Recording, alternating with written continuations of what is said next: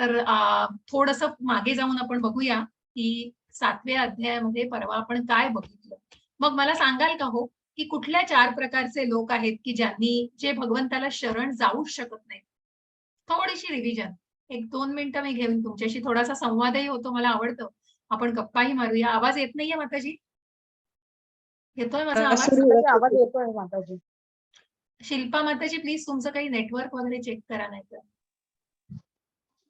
ठीक आहे. मला चॅटमध्ये सांगा मग, की कुठल्या 4 प्रकारची लोकं आपण बघितली, की जी भगवंताला शरणच येऊ शकत नाही. 7व्या अध्यायात आपण बघितलं, की मग सुरुवातीपासून आपण बघितलं, की ज्ञान विज्ञान योग असा आपण बघितला, ज्या भक्ती योगाच्या मार्गाला आपण सुरुवात केलेली आहे 7व्या अध्यायापासून. आणि मग या भक्तीच्या मार्गावरती कसं ज्ञान घेतलं जातंय, बरोबर स्वाती माताजी? आसुरी लोक आणि कुठले लोक?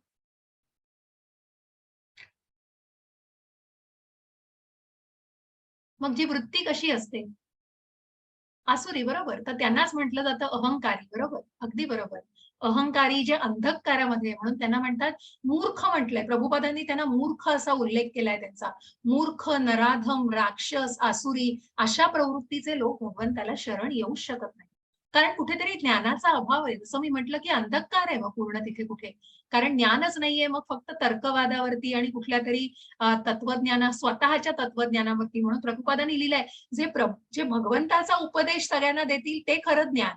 जे स्वतःच्या आयडिया सगळ्यांपर्यंत पोहोचवतील तो ज्ञान नाही हो. ते तुम्ही तुमचं सगळं विश्लेषण करताय आणि म्हणूनच बरोबर अज्ञानी अगदी बरोबर स्वाती माताजी. आणि म्हणूनच आणि आणि मग कुठले 4 प्रकारचे लोक भगवंताला शरण येतात? मग ते कारण जरी वेगवेगळ्या प्रकारचं असलं तरी ते भगवंतांच्या शरण आलेले आहेत भगवंताला. मग असे कुठले लोक आहेत 4 प्रकारचे लोक? तुम्ही सगळेच जण सोडवत असतील. अगदी बरोबर. जिज्ञासू, आर्त, ज्ञानी आणि आणि एक राहिलं भक्ती असलेली कृष्णावर. अर्थार्थी. नाही, अर्थार्थी माताजी. भक्ती तर बरोबर, भक्तीच्याच मार्गावर आपण आहोत आणि हे सगळं सर्वजण भक्तीच्याच मार्गावरती स्वतःला लीन करतात. पण कुठेतरी जी सुरुवात असते ती बघा आर्त म्हणजे कुठेतरी संकटामध्ये ज्या द्रौपदीला आपण बघितलं, की जे वस्त्रहरण होतं तर तेव्हा फक्त ती भगवंतांचा धावा करते. कारण तिला फक्त खात्री असते, की भगवंतच तिला वाचवू शकतात या सर्वातून आणि म्हणून त्या आर्त अवस्थेमध्ये ती भगवंतांचा धावा करत असते. त्याच प्रकारे अर्थार्थी जे आपण म्हटलं, की अर्थार्थी जे ध्रुव महाराज, सुग्रीव महाराज, की ज्यांनी कुठेतरी अर्थार्जनाची म्हणजे कुठेतरी राज्य मिळवायची, संपत्ती मिळवायची, स्वतःचं राज्य, मग त्यांच्या पत्नीला जे वाल्यांनी पळवलं होतं, तर ते त्यांच्या भावानी. आता ते तशा प्रकारचं जे कुठेतरी कारण तसं होतं, परंतु नंतर ते भगवंतांच्या पूर्णपणे भक्तीमध्ये लीन झालेले आहेत.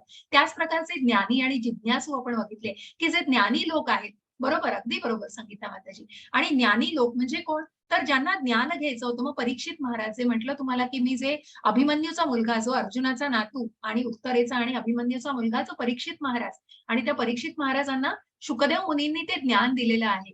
त्यांना जो शाप मिळाले होता त्याच्यामुळे त्यांना फक्त 7 दिवस दिलेले होते जगण्यासाठी आणि त्याच्यामध्ये ज्ञान मिळवायची त्यांची कुठेतरी जे ज्ञान संपादन करण्याची इच्छा आणि म्हणूनच शुकदेव स्वामींकडून त्यांनी ज्ञान संपादन केलेलं आणि जे प्रत्यक्ष शुकदेव स्वामी ज्यांनी हे ज्ञान दिलं ते जिज्ञासू. मग ते आईच्या पोटामध्ये 16 वर्ष तिथेच होते कारण त्यांना बाहेरच यायचं नव्हतं. मग प्रत्यक्ष भगवंतांनी जेव्हा सांगितलं, की "तू काळजी करू नकोस" आणि मग त्याप्रकारे व्यास मुनींच्या पत्नीने मग त्या मुलाला जन्म दिलेला आहे. परंतु 16 वर्षाचा बालक म्हणजे 16 वर्ष आईच्या त्या गर्भामध्ये राहतो, पण तिच्या वेदना असह्य होतात तिला तेव्हा परमेश्वरालाच त्या वेदना बघवत नाहीत. आणि म्हणून ते ते कुठेतरी जिज्ञासू मग त्या भागवतम त्या नारद मुनींकडून इतक्या कथा ऐकलेल्या असतात आणि आईच्या पोटात असतानाच इतकं भगवंतांविषयी ज्ञान संपादन केलेलं असतं, की कुठेतरी मनात खूप जिज्ञासा असते, की हे ॲब्सोल्यूट हे सर्व काय म्हणतो ना आपण त्याला, की सर्वोच्च नियंत्रक आणि कोण आहेत हे? आणि मग त्यांच्याविषयीचं हे ज्ञान जाणून घेण्यासाठी, मग भगवंताला पुरेपूर या परमात्म्याला जाणण्यासाठी जी जिज्ञासा म्हणा आणि म्हणून ही कारणं जरी वेगवेगळी असली, तरी ती पूर्णपणे भक्तीच्या मार्गावरती आणि मग हेल्पलेस असल्यावर पण होतं ना. हेल्पलेस असल्यावर आपण हेल्पलेस म्हणजेच तुम्ही म्हणूनच आर्त ना माताजी, की कुठेतरी संकटात आहेत. म्हणजे कुठेतरी हेल्पलेस हा प्रकार बरोबर आहे, पण कुठेतरी ते संकटच आहे एक प्रकारचं. कशावेळी तुम्ही होता हेल्पलेस, कशावेळी तुम्ही काही करू शकत नाही. कारण कुठेतरी तुम्हाला समजत नाही. पण अशा वेळेला भगवंतांचं ज्ञान घेणं कसं आहे, की या मार्गावरती म्हणजे या भक्तीच्या मार्गावरतीच आहेत. पण कुठेतरी ते कारण वेगवेगळं आहे. आणि म्हणून जाणून घ्यायचं, की भगवंतांना या गोष्टी म्हणून मग तुम्ही म्हणताय तसं तो तो भाग पण त्याच्यातच येतो, की मग जे कुठेतरी हेल्पलेस आहे ते भगवंताला शरण जातात. मग त्यांना जाणण्याचा प्रयत्न करतात. त्या तत्वाला जाणण्याचं जे तत्व आपण परवा 7व्या अध्यायात बघितलं, की ज्याच्यामध्ये मग कशामध्ये भगवंतांना बघितलंय? मग पाण्याच्या रसामध्ये, पृथ्वीच्या सुगंधामध्ये. अशा प्रकारे भगवंतांचं हे जे तत्व ज्यांनी जाणलं, परम तत्व ज्यांनी जाणलंय, मग प्रत्यक्ष आपण प्रभुपादांचं उदाहरण घेतो. आणि मग अशा प्रकारे ज्यांच्यावर कुठल्याही प्रकारचा प्रभाव झाला नव्हता पापी लोकांचा, असे हे कृष्ण भावनेचा प्रसार अख्ख्या जगभर त्यांनी केला. आणि म्हणूनच मग ज्यांनी वयाच्या 5व्या वर्षापासून या कृष्ण भावनेला स्वतःमध्ये इतकं जोपासलं होतं, की त्यांच्या वडिलांनी त्यांना जगन्नाथ यात्रेसाठी कुठेतरी रथ तयार करून दिला होता. आणि म्हणूनच ती भावना जी होती, जी कृष्ण भावना ती मनात इतकी रुजली होती, की ती वयाच्या अगदी 5व्या वर्षापासून रुजलेली भावना होती आणि ती कुठेतरी पुढे जाऊन या भावनेचा प्रसार त्यांनी केला. आणि म्हणूनच शेवटी आपण सर्वात बघितलं, की अशी ही व्यक्ती, की मग मग तुम्हाला जेव्हा मरणाच्या अगदी मरणाच्या वेळेला सुद्धा भगवंतांचं स्मरण व्हावं, ही जर इच्छा असेल, तर त्यासाठी काय करणं आवश्यक आहे? ते आपण शेवटी जाणण्याचा प्रयत्न आणि अगदी शेवट केला ज्यांनी, की मग ज्यांनी आयुष्यभर भगवंतांचं स्मरण केलं, ते निश्चितच मृत्यूसमयी सुद्धा भगवंताला स्मरू शकतात. आणि हेच या अध्यायामध्ये आपल्याला पुष्कळसं मृत्यूविषयीच भगवंतांनी भगवंतांनी आहे आणि म्हणून मृत्यूविषयी बोलणं याच्यामध्ये कुठलंही अशुभ नाहीये आणि ही गोष्ट जाणणं किती आवश्यक आहे. आणि म्हणूनच प्रभुपाद म्हणतात, की कोण घाबरतं? घाबरतं का? मृत्यूविषयी बोलायला घाबरतात कारण त्यांना माहिती नसतं पुढे काय आहे. आणि म्हणूनच या गोष्टींविषयी जाणणं आणि याच्याविषयी बोलणं याच्यामध्ये कुठल्याही प्रकारचं भय बाळगू नका. कुठेतरी कुठेतरी शेवटी हा देह जीर्ण होऊन तो काय म्हणतात ना त्याला, आत्मा या देहातून दुसऱ्या देहात प्रवेश करणार आहे. खूप कठीण आहे हे. खूप खूप त्रासदायक आहे. खूप क्लेशदायक भावना असतात या. परंतु हे जाणणं आणि म्हणूनच त्या आधारावर आपण आजच्या या अध्यायात बघणार आहोत, की मग मृत्यूसमयी भगवंताला स्मरणं म्हणजे कसं शक्य आहे. आणि अर्जुनाला पडलेले प्रश्न कधीही संपतच नाहीयेत शेवटच्या अध्यायापर्यंत. आणि म्हणूनच आधी सर्वात आधी अर्जुनाला 7व्या अध्यायामध्ये जे श्लोक आलेले आहेत, त्यानुसार अर्जुनाला हे प्रश्न पडले. मग ते कुठले श्लोक होते? जरामरण मोक्षाय मामाश्रित्य यतन्ति ते ब्रह्म तद्विदुः कृत्स्नमध्यात्मं कर्म चाखिलम् साधिभूत भूताधिदैवं माम् साधियज्ञं च ये विदुः प्रयाणकालेऽपि च माम् ते विदुर्युक्तचेतसः. हरे कृष्ण. माताजी म्यूट केलंय का आपण सगळ्यांना? नाही माताजी, मी मी करते. करते. थांब. ठीक आहे माताजी, मी करते. हरकत चालेल. कारण आवाज येतात तर थोडं डिस्टर्बन्स येतो. ठीक आहे. हरे कृष्ण. तुम्ही मग अनम्यूट करा. मी को होस्ट स्वाती माताजींना पण करते. किरण प्रभूजींना पण मी बघितलं नाही. स्वाती माताजी हँड रेज करा.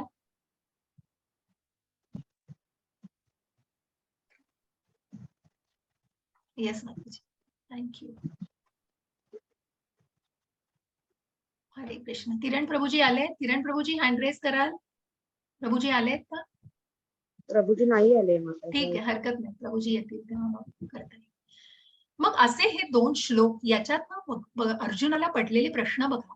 मग ब्रह्म म्हणजे काय? मग अर्जुनाला प्रश्न कुठले पडतायत बघा, की या श्लोकांवरूनच अर्जुनाला हे प्रश्न मनात आले आणि म्हणून अर्जुन भगवंतांना विचारतायत.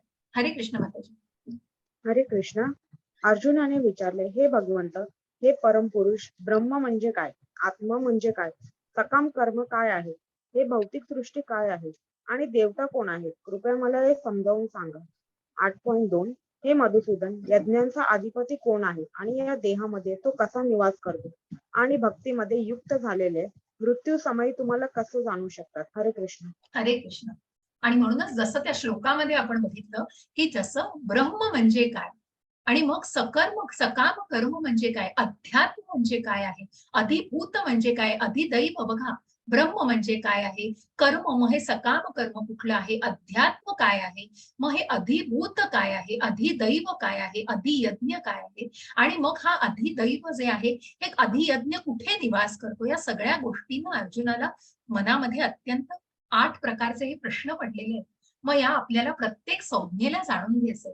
मग हे ब्रह्म म्हणजे काय आहे? तर ब्रह्म म्हणजे जीव. ब्रह्म म्हणजे आत्मा, जीवात्मा.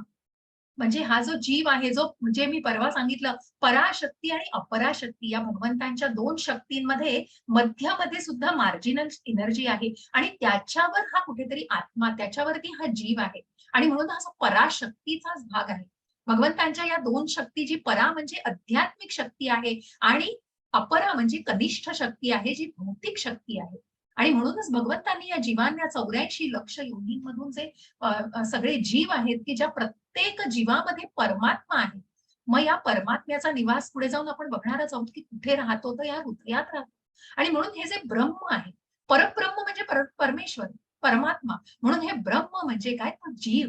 जो ब्रह्मानेच, जो परमात्म्यानेच निर्माण केलेला हा जीव, अविनाशी जिवंत अस्तित्व. म्हणजे कसं, की आत्म्याला कुठेतरी आत्मा अविनाशी आहे हे जाणून घ्या. म्हणून तो जीव म्हणजे देह नाही, म्हणून मी शरीर नाही, आत्मा आहे. हे जे ज्ञान भगवंतांनी दिले, हे ज्ञान इथे जाणून, की तो अविनाशी कोण आहे? तर तो आत्मा आहे. देह आहे, तो नश्वर आहे. परंतु आत्मा अविनाशी आहे आणि हा आत्मा परमात्म्याचाच अंश आहे. आणि म्हणून हे ब्रह्म म्हणजे परब्रह्माचा अंश आहे. मग हे अध्यात्म काय आहे? तर अध्यात्म हा जीवाचा मूळ स्वभाव आहे आणि म्हणूनच या आध्यात्मिक शक्तीचाच हा भाग आहे बघा. आणि म्हणूनच भगवंतांशी आपण क्वालिटेटिव्हली म्हणजे भगवंतांशी आपण कुठल्याही त्या स्वभावाने कुठेतरी सेम आहोत, की तो जो परमात्म्याचा स्वभाव आहे तोच आध्यात्मिक आपला मूळ स्वभाव आहे. आणि त्या परमात्म्याचेच आपण अंश आहोत आणि म्हणून हा आध्यात्मिक स्वभाव हा मूळ स्वभाव आहे. परंतु कुठेतरी या अपराशक्तीमध्ये म्हणजे या भौतिक शक्तीमध्ये येऊन, भौतिक जगतामध्ये येऊन कुठेतरी हा जीव यांनी मायेमध्ये बांधला गेलेला आहे. आणि म्हणून जो शरीराचा नियंत्रक आहे आत्मा, त्याचं रूप हे आध्यात्मिक आहे. म्हणून तो अध्यात्म, आध्यात्मिक आत्मा आणि म्हणून हे मूळ स्वभाव हा आहे, हा आध्यात्मिक शक्तीचाच भाग आहे. हे खूप जाणून घ्या. 8वा अध्याय, 13वा अध्याय थोड्या संज्ञा आहेत. पण जाणण्याचा प्रयत्न करा आणि ताबडतोब आजच तात्पर्य वाचायचाही प्रयत्न करा. कळलं नाही मला विचारा, मी 10 वेळा सांगेन, प्रश्न तो नाहीये. परंतु नीट समजून घ्यायचा प्रयत्न करा. मग कर्म काय आहे? जे आपण कर्म, अकर्म, विकर्म बघितलं, ते कर्म म्हणजे सकाम कर्म. मग कुठेतरी फलदायी क्रियाकलाप. मग जीवाचा जे भौतिक शरीराकडे जे क्रियाकलाप आहे, ज्याच्यातून कुठेतरी फ्रुटिव्ह ॲक्टिव्हिटीज आपण फलसहित फळांची अपेक्षा करणाऱ्या ॲक्टिव्हिटीज म्हणजे आपण सकाम कर्मामध्ये सगळे बांधलेलो आहोत. तशा या सकाम कर्मामध्ये भौतिक जगामध्ये आपण सकाम कर्माशी कुठेतरी बांधलं गेलेलो आहोत. जी वृत्ती कुठेतरी निष्काम कर्माकडे जाणं आवश्यक आहे. मग हे अधिभूत म्हणजे काय? तर प्रकृती आहे. ही भौतिक प्रकृती म्हणजे कुठेतरी अधिभूत म्हटलेलं आहे त्याला. अधिदैव म्हणजे काय? जे भगवंतांचं विराट स्वरूप आहे. जे ब्रह्मांड स्वरूप म्हणजे ज्याच्यामध्ये देवी देवतांचा आणि ज्याचं आपण प्रत्यक्ष दर्शन कधी घेणार आहोत? तर 11व्या अध्यायामध्ये विश्वरूप दर्शनामध्ये आपण या भगवंतांचं हे अधिदैव म्हणजे सर्वोच्च देवता, की ज्याच्यामध्ये देवी देवतांचा की जे प्रत्यक्ष ब्रह्मा, शिव यांचा सुद्धा समावेश असलेलं हे रूप आहे. हे विराट ब्रह्मांड असलेलं रूप आपल्याला अधिदैव स्वरूप या विश्वरूप दर्शनामध्ये निश्चित दिसतं. आणि मग अधियज्ञ म्हणजे हा आत्मा ज्याचा अंश आहे तो परमात्मा. हा अधियज्ञ मग सगळ्या यज्ञांना की सगळ्या त्यागाचा आनंद घेणारा म्हणूनच हे यज्ञ ज्या विष्णूला अर्पण केले जातात तो परमात्मा. आणि म्हणून जो सगळ्या यज्ञांचा अधिष्ठाता आहे. आणि म्हणूनच तो अधियज्ञ म्हणजे परमात्मा. मग हा अधियज्ञ प्रत्येकाच्या हृदयामध्ये राहतो. हा अधियज्ञ हा सर्वोच्च कुठेतरी अधिष्ठान असलेली देवता आहे आणि तो प्रत्येकाच्या हृदयामध्ये निवास करतो. आणि मग या परमात्म्याचं मृत्यू समयी स्मरण कसं करावं? तर त्याच्यासाठी त्याचा आयुष्यभर सराव करणं. जसं आयुष्याच्या शेवटच्या परीक्षेची तयारी आपण पहिल्यापासून करणं, की मग 10वीला बसायचं आहे, तर कुठेतरी डायरेक्ट मूल उठून 10वीला नाही टाकू शकत हो. 5 वर्षाच्या मुलाला उठून 10वीला नाही टाकलं जाऊ शकत. कारण त्याला कुठेतरी 1ली, 2री, 3री, 4थी, 5वी, 6वी, 7वी, 8वी, 9वी हे जेव्हा अभ्यासक्रमातून तो जातो, तेव्हा तो 10वीच्या परीक्षेसाठी तयार होतो. आणि म्हणूनच कुठेतरी ती सराव असतो. आणि म्हणून या शेवटच्या परीक्षेची ज्यांना प्रत्येकाला या परीक्षेतून जायचंय, त्या परीक्षेविषयी नक्की बोललं गेलं पाहिजे. आणि म्हणून मृत्यूविषयी मृत्यूच्या वेळी भगवंतांचं स्मरण करावं, हे जर मनामध्ये इच्छित असेल, तर निश्चित त्याचा सराव हा आयुष्यभर करणं गरजेचं आहे. आणि म्हणूनच या भगवंतांची, या परमात्म्याचं आयुष्यभर स्मरण करणं हे निश्चितच योग्य आहे. आणि मग या अविनाशी जीवाला आपल्याला बघायचंय. हरे कृष्ण माताजी.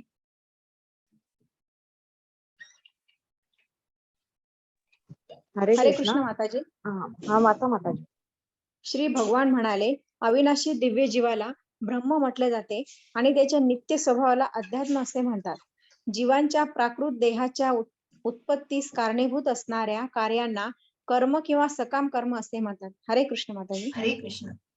मग भगवंत म्हणतायत की या जीवाला ब्रह्म म्हटले जाते. ज्या आधीच्याच आपण वाक्यांना थोडस पुन्हा उच्चारतो आहोत, पुन्हा उल्लेखित आहोत. आणि मग त्याला कसं जाणायचंय, तर या सकाम कर्मामध्ये तो अडकलेला आहे. कारण याच्या त्रिगुणांचा प्रभाव, तो त्रिगुणांचा प्रभाव आपण 14व्या अध्यायामध्ये अजून विश्लेषित, जसं सत्व, रज आणि तम, जसं आपण बघितलं की निरनिराळ्या प्रकारच्या व्यक्ती आणि मग या त्रिगुणांचा प्रभाव ज्या कटपुतल्या की ज्याच्यावरती या मायेचं नियंत्रण, काम, क्रोध, लोभ हे कशामुळे आहे, या मायेचं नियंत्रण या त्रिगुणांच्या प्रभावामुळे आहे. आणि या त्रिगुणांच्या प्रभावामुळे तो पूर्णपणे या मायेशी कुठेतरी अडकला गेलेला आहे त्या मायेमध्ये. आणि हा ब्रह्म जे आहे, हा आत्मा जो आहे, या आत्म्याला याचं काहीही आश्चर्य नाहीये. हा जीव आहे, या देहरूपी, जो देहरूपी भावनेमध्ये जगतोय की मी शरीर आहे, आत्मा नाही, तो या सगळ्या भौतिक जगताशी निगडीत आहे. आणि मग त्याचा स्वभाव हा वेगळा आहे. परंतु जो आत्मा, जो ब्रह्म आहे, त्याचा मूळ स्वभाव हा आध्यात्मिकच आहे. आणि म्हणूनच भगवंत म्हणतात, ball is in your code. बघा की तुम्हाला अध्यात्माकडे वळायचंय का तुम्हाला भौतिक जगताकडे या गुरफटून राहायचंय त्या बंधनांमध्ये. आणि म्हणून जीवांच्या प्राकृत देहाच्या उत्पत्तीस कारणीभूत असणाऱ्या मग या कुठल्या कर्मांना, मग आपण हे जे सकाम कर्म, मग कुठेतरी बघा स्वतःच्या देहाचं वासना, मग सगळ्या इच्छा पुरवणं, कुठेतरी सगळ्या या सकाम कर्मामध्ये अडकणं. मग ह्या जे इस्कॉनचे रूल म्हटले जातात, कुठेतरी या भावना या निगडीत असतात त्रिगुणांशी. कुठेतरी वासना बघा, जी काम वासना सर्वात मोठा शत्रू आहे. मग हे मांसाहार करण्याची, कारण मनात करुणा नाहीये, कुठल्याही प्रकारची श्रद्धा नाहीये मनामध्ये, प्राण्यांविषयी कुठली करुणा नाहीये, अशी लोक मांसाहार करतात. आणि म्हणून मग कुठेतरी प्रभुपादांनी म्हणून सांगितलेलं आहे की हे जे 4 इस्कॉनचे रूल आहे, परस्त्रीशी संबंध न ठेवणं, जुगार न खेळणं, दारू न पिणं आणि मांसाहार न करणं, हे खूप महत्वाचे नियम आहेत की जे कुठेतरी अमानुषतेने वागतायत. कुठेतरी या अमानुष भावना आहेत या मनामध्ये आणि ते मूळ स्वभाव नाहीये तो माणसाचा. तो कुठेतरी या भौतिक जगतामध्ये सकाम कर्माशी, मग जे सकाम कर्म बघा की हे तर विकर्म आहेत सगळे. पण कुठेतरी ही जी कर्म आहेत, मग कुठेतरी जे पुण्य केलं जातं की मी इतकं दान केलंय, मी इतका धर्म केलाय, मी इतकं देणग्या दिल्या आहेत, पण ते कुठेतरी सकाम कर्माशीच बांधलेलं आहे. कारण मला मोक्ष मिळवायचाय, मला या गोष्टीवर जायचंय. मग ज्याप्रमाणे आपण बघतो की कुठेतरी तो मी, कुठेतरी तो अहंकार अजून गेलेला नाहीये, त्याच्यात कृष्ण नाहीये. आणि म्हणूनच किरण जाधवांनी, किरण प्रभूजी मी करते हा, तुम्हाला ड्रेस केलाय. हरे कृष्ण प्रभूजी. येस प्रभूजी, को-होस्ट केलाय तुम्हाला. हरे हरे कृष्ण. कृष्ण. हरे कृष्ण प्रभूजी. आणि म्हणूनच या जीवांच्या प्राकृत देहाच्या ज्या उत्पत्तीस कारणीभूत, मग ज्या वासना, ज्या इच्छा मनामध्ये येतात आणि त्या सगळ्या इच्छा मनामध्ये येणाऱ्या या सगळ्या कर्मांना कुठेतरी सकाम कर्माशी ते बांधलेलं असतं. आणि म्हणूनच हे जे अधिभूत आपण म्हणतो, ती प्रकृती आहे, या अधिभूताच्या, आणि म्हणूनच या प्रकृतीच्या जे जे संपर्कामध्ये येतात आणि या मायेच्या संपर्कामध्ये मग ते आध्यात्मिक स्वभाव विसरून तो आत्मा मूळ आध्यात्मिक आहे. जसं मी म्हणेन की पावसाचा थेंब हा खाली पडण्यापूर्वी हा अतिशय स्वच्छ असतो, तो पाणी असतं ते अगदी ट्रान्सपरंट. मग तो जेव्हा मातीत मिसळतो तेव्हाच तो कुठेतरी चिखलमय होतो. त्याचप्रमाणे या आध्यात्मिक स्वभावाचं, या आत्म्याला कुठलंही आश्चर्य नाहीये, कारण हा आत्मा ना चिरला जात नाही, कापला जात, ना ओला होत, ना वाळवला जात, कारण तो तो आत्मा अविनाशी आहे. पण कुठेतरी जो मनुष्य देहरूपी भावनेमध्ये जगतो आहे, तो कुठेतरी या आध्यात्मिक स्वभावाला विसरतोय कुठेतरी अजून. आणि म्हणूनच ते जाणून घ्यायचंय या परमात्म्याला. म्हणून या पुढे जाऊन अधियज्ञ आणि अधिदैव आणि अधिभूत जे आपल्याला या संज्ञा जाणून घ्यायच्या आहेत. हरे कृष्ण प्रभूजी. वाचणार का? हरे कृष्ण. हरे कृष्ण. ही देवा भृतांवर निरंतर परिवर्तनशील असणाऱ्या भौतिक प्रकृतीत अधिभूत असे म्हणतात.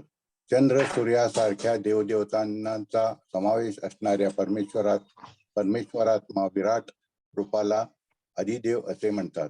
आणि प्रत्येक देहधारी जीवामध्ये परमात्मा रूपाने मी पुरुषोत्तम भगवान वास करतो आणि मलाच अधियज्ञ, यज्ञांचा अधिष्ठाता असे म्हटले जाते. हरे कृष्ण माता. हरे कृष्ण. हरे कृष्ण. आणि म्हणूनच या भौतिक जगाला या भौतिक प्रकृतीमध्ये जी भगवंतांचीच शक्ती आहे, जे मी 7व्या अध्यायात म्हटले की जे अपरा शक्ती ज्या आहेत, या भगवंतांच्याच शक्ती आहेत. आणि म्हणून हे अधिभूत हे भगवंतांचीच प्रकृती आणि निरंतर परिवर्तनशील असणाऱ्या अशा या भौतिक प्रकृतीला, मग या मोह मायेमध्ये जे अडकलेले जीव आहेत, त्या सगळ्याला त्या अधिभूत, त्या प्रकृतीला अधिभूत म्हटलं गेलंय. चंद्र सूर्यासारख्या देवदेवतांचा समावेश असणाऱ्या परमेश्वराच्या विराट रूपाला, मग जे मी म्हंटल की जे जे विराट रूप आपल्याला बघायचंय आणि जे विश्वरूप आपल्याला बघायचंय, त्याच्यामध्ये चंद्र सूर्य, मग ब्रह्म शिव, या सर्व देवी देवतांचा, की सर्व देवी देवतांचं मूळ असलेले हे भगवंत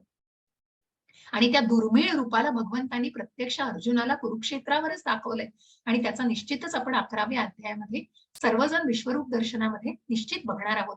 प्रत्येक देहधारी जीवामध्ये परमात्मा रूपाने मी पुरुषोत्तम भगवान वास करतो, मला अधियज्ञ असे म्हणतात. आणि म्हणूनच या भगवंताला, या परमात्म्याला, या कारणांचे कारण असणाऱ्या परम कारण परम तत्वाला अधियज्ञ म्हणतात, जे सर्वोच्च नियंत्रक आहेत आणि ते सर्व यज्ञांचा अधिष्ठाता आहे. अशा या यज्ञाला अधियज्ञ असं म्हटलात. आणि म्हणून ही भौतिक प्रकृती बघा की जे परिवर्तनशील, मग कुठेतरी हा प्युपा आहे, लार्वा आहे आणि मग त्याचं रूपांतर फुलपाखरामध्ये झालंय. म्हणजे निरंतर परिवर्तन, इव्होल्युशन होत असतं. या सगळ्या भौतिक प्रगतीमध्ये हे सगळं इव्होल्युशन होत असतं. कुठेतरी ह्या सगळ्या घडामोडी होत असतात. या सर्वाला अधिभूत म्हटलेलं आहे. आणि या सर्वाचे उत्पत्ती आणि प्रलय करता सुद्धा प्रत्यक्ष भगवंत आहेत, ज्या परमात्म्याचा निवास या आपल्या हृदयामध्ये, प्रत्येक जीवाच्या हृदयामध्ये परमात्मा निवास करतो. आणि मग पुढे जाऊन आपल्याला म्हणून जाणायचंय की मग या परमात्म्याचा निवास या प्रत्येक हृदयामध्ये, या परमात्म्याचं स्मरण कधी करावं आणि या परमात्म्याचं स्मरण मृत्यू समयही केलं जातं का? ते करणं कसं शक्य आहे? अंतकाले च मामेव स्मरन् मुक्त्वा कलेवरम यप्रयाति समद्भावम याति नास्त्यत्र संशयः. हरे कृष्ण. हरे कृष्ण. आणि जो मृत्यू समयी केवळ माझे स्मरण करून आपल्या देहाचा त्याग करतो, तो लगेच माझ्या स्वभावाला प्राप्त होतो, यात मुळीच शंका नाही. हरे कृष्ण. हरे कृष्ण. आणि म्हणून हे चित्रामध्ये कोण दिसतायत तुम्हाला माहितीये? नित्य स्मरण. अगदी बरोबर संगीता माताजी. मग सांगा, चित्रामध्ये कोण दिसतंय? ओळखू शकताय? पितामह भीष्म. पितामह भीष्म. अगदी बरोबर. आणि त्यांच्या बाजूला बघा की प्रत्यक्ष भगवंत आहेत, ज्या भगवान रूपामध्ये आपल्याला दिसतायत, कृष्ण आहेत. आणि मग सगळे पांडव आहेत, बाजूला अर्जुन आहे. या सगळ्यांमध्ये भीष्म हे मृत्यू शय्येवरती आहे. मग ज्या बाणांच्या शय्येवरती आहेत, परंतु अजून प्राण त्यागला नाहीये, ज्यांना प्रत्यक्ष कल्पना होती की ज्या भगवंतांच्या जे पांडवांबरोबर आहेत ते प्रत्यक्ष भगवंत आहेत, जे प्रत्यक्ष परमात्मा आहेत. आणि म्हणूनच मृत्यू समयी ते विष्णू सहस्त्र नामाचा उच्चार करत होते, त्या भगवंताला स्मरत होते, त्या भगवंताला समोर प्रत्यक्ष बघत होते. आणि म्हणूनच हे ज्ञान घ्यायचं की या कुरुक्षेत्रावर प्रत्येकाला मोक्ष प्राप्ती झालेली आहे, की जिथे भगवंतांचा निवास होता. मग ज्या दुर्योधनाला सुद्धा, ज्याची विनाशकाले विपरीत बुद्धी, ज्या भगवंताला तो जाणू शकला नाही, परंतु त्या भगवंतांच्या नुसत्या तिथे अस्तित्वाने सुद्धा प्रत्येक कुरुक्षेत्रावरच्या जीवाला मोक्ष प्राप्ती झाली आहे. असे हे भीष्म पितामह, ज्यांचा अगदी आवर्जून उल्लेख केला जातो की ज्यांनी मृत्यूशय्येवर असताना, की मृत्यू समयी सुद्धा भगवंतांचं स्मरण केलेलं आहे, की या देहाचा जेव्हा त्याग करणार होते त्यावेळेला त्यांनी भगवंतांना स्मरण केलेलं आहे. आणि म्हणूनच जो अशा वेळेला भगवंतांचं स्मरण करतो, तो निश्चितच भगवत धामाची प्राप्ती करतो, तो निश्चितच त्या आध्यात्मिक, त्या परमात्म्याच्या स्वभावाची प्राप्ती करतो.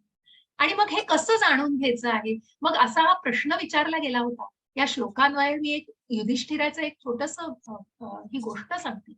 अहन्यहनि भूतानि गच्छन्ति यमानान् शेषः स्थिरत्वमिच्छन्ति किमाश्चर्यमतः परम. हरे कृष्ण. हरे कृष्ण. शेकडो आणि हजारो जीव प्रत्येक क्षणी मृत्यूला भेटतात, परंतु एक मूर्ख प्राणी तरीही स्वतःला मृत समजतो आणि मृत्यूची तयारी करत नाही. ही जगातील सर्वात अद्भुत गोष्ट आहे. हरे कृष्ण. हरे कृष्ण. आणि म्हणूनच कुठेतरी युधिष्ठिराला हे जे दिसत आहेत, हे युधिष्ठिर महाराज आहेत बरं का. पांडवांनी एका तलावाच्या काठी विषमय असं ते पाणी प्राशन केलं आणि कुठेतरी स्वतःच्या जीवाला मुकणार होते. आणि म्हणून मग यक्ष त्यांचा जीव न्यायला त्यांचं प्रत्यक्ष त्यांना न्यायला आले पांडवांना, कारण त्यांनी ते विषमय असं पाणी प्राशन केलं होतं. आणि म्हणून तेव्हा यक्ष त्या पांडवांना न्यायला येतात, तेव्हा मग युधिष्ठिर म्हणतात की नाही, तुम्ही यांना नेऊ शकत नाही. मग यक्ष म्हणतात की मी नेणार नाही, यांचे प्राण मी नेणार नाही. यक्ष त्यांचे प्राण घेऊन जाणार असतात, परंतु यांचे प्राण नेऊ नका अशी जेव्हा युधिष्ठिर त्यांना विनंती करतो, तेव्हा यक्ष म्हणतात की तुला प्रश्न विचारतो काही, त्या प्रश्नांची जर तू उत्तर दिलीस योग्य, तर मी नक्कीच यांचे प्राण नेणार नाही. मग तो प्रश्न काय होता यक्षाने विचारलेला? तर तो प्रश्न होता की या जगामध्ये याच्यामध्ये अद्भुत अशी कुठली गोष्ट आहे, सर्वात अद्भुत अशी कुठली गोष्ट आहे?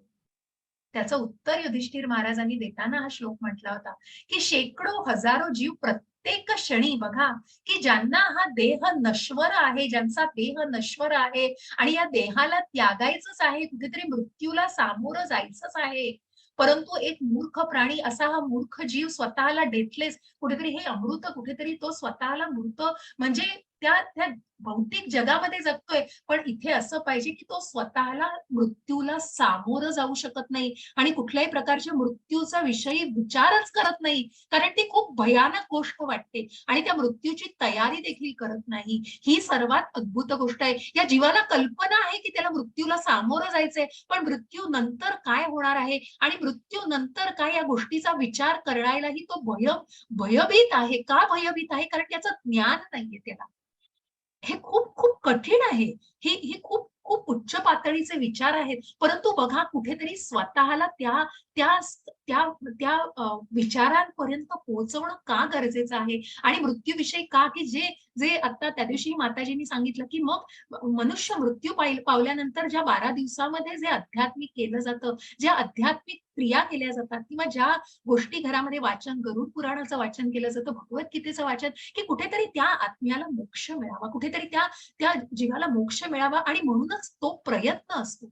आणि म्हणून या मृत्यू समयी मग ज्या व्यक्तीला त्या मृत्यूला सामोरं जायचंय, ती व्यक्ती का नाही त्या मृत्यूचं स्मरण, त्या मृत्यूच्या गोष्टीची विचार करत, की मृत्यू नंतर काय होणार आहे माझं?